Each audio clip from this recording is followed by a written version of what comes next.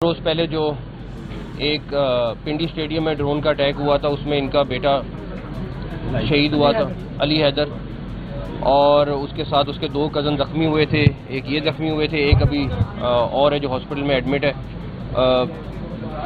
یہ خود بھی مزدوری کرتے ہیں، وہ بچہ بھی وہاں پہ چپس وغیرہ بیچنے کے لیے وہاں پہ گیا تھا، یہ مزدوری کرنے گیا تھا، اور یہ ان کی 8 بیٹیاں اور ایک ہی بیٹا تھا جو شہید ہو گیا۔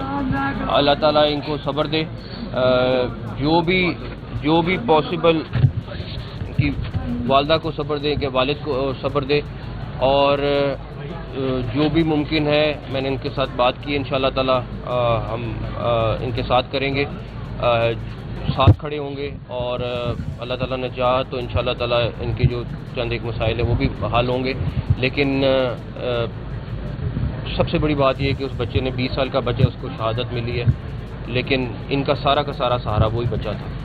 تو بس اللہ تعالیٰ ان سب کو صبر دے، اور ہم یہ نہیں کہ ابھی تھرو آؤٹ انشاءاللہ ان کے ساتھ رہیں۔ محسن نقوی صاحب، یہ بتائیں کہ اس وقت پاکستان بننے کے بعد سب سے بڑی جو خوشی کے لمحات ہیں وہ پاکستان کی قوم کے لیے اب ہے، کیونکہ پاک فوج نے بڑا منہ توڑ جواب دیا انڈینز کو۔ اس میں بہت زیادہ کاوش پاکستان شہباز شریف اور چیف آف آرمی صاحب سید عاصم منیر صاحب، اور جو اس وقت جو وفاقی وزیر داخلہ ہیں سید محسن نقوی، ان کی بڑی ایفرٹس ہیں۔ اب پوچھنا یہ تھا کہ کیا اب دوبارہ انڈین جو ہے وہ شرارت کر سکتے ہیں؟ دیکھیں، یہ جو بھی کامیابی ملی ان شہیدوں کی وجہ سے ملی، اور سب سے بڑی بات یہ ہے کہ چاہے یہاں پہ ہمارے لوگ شہید ہوئے ہیں یا ملک کے باقی حصوں میں شہید ہوئے ہیں، جنہوں نے اپنی قربانی دی، اسی کی وجہ سے سارا کچھ ملا۔ اور دوسری بات یہ ہے کہ میرا خیال ہے اب انڈیا ایک دفعہ 100 دفعہ سوچے گا دوبارہ کسی طرح کا بھی ایڈونچر کرنے کے لیے۔ اچھا محسن صاحب، یہ بتائیے گا کہ بھارت کو عبرتناک شکست ملی ہے، لیکن اس کے باوجود بھارتی میڈیا جو ہے ان کا پروپیگنڈا پہلے دن سے لے کر آج تک چل رہا ہے پاکستان کے خلاف، اور دوسرا وہ خاص طور پر ٹرمپ کے حوالے سے، جنہوں نے حالانکہ ان کی معاونت کی، ان کے لیے رہنمائی کی، ان کو بھی وہ کہہ رہے ہیں کہ یعنی کہ ان کے احسان فرموشی کر رہے ہیں، تو اس پر آپ کیا کہیں گے؟ دیکھیں، اس دفعہ کیا جنگ اب صرف 3 حصوں میں نہیں ہوتی، نیوی، ایئر فورس، آرمی، یہ 3 نہیں رہ گئے، اب جنگ 5 حصوں میں ہوتی ہے۔ 3 یہ ڈپلومیٹک سائڈ ایک ہے، چوتھی، اور 5ویں میڈیا، اور اللہ تعالیٰ کا شکر ہے ہم نے ان کو پانچوں جگہوں پہ ان کے ہرایا ہے، ان کے جس کو کہتے ہیں بری طرح ہرایا ہے۔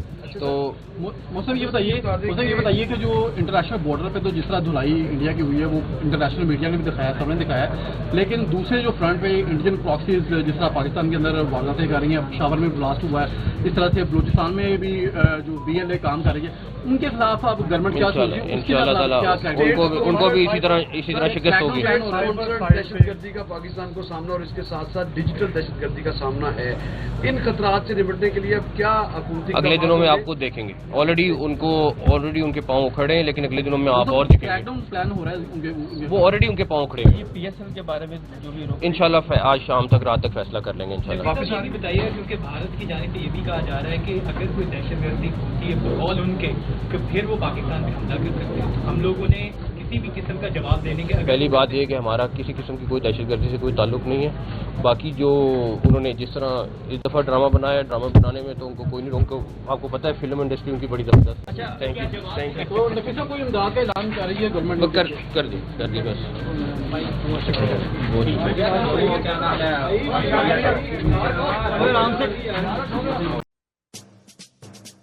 آتش نیوز پاکستان کے سب سے بڑے نیوز نیٹ ورک کا حصہ بننے کا سنہری موقع، ملک بھر سے درج ذیل آسامیوں کی ضرورت ہے: bureau chief, deputy bureau chief, video editor, city reporter, تحصیل reporter, district reporter, crime reporter, press reporter, نمائندہ، نامہ نگار۔ Chief executive Syed Jamshed Bukhari. مزید معلومات کے لیے ان نمبرز پر رابطہ کریں۔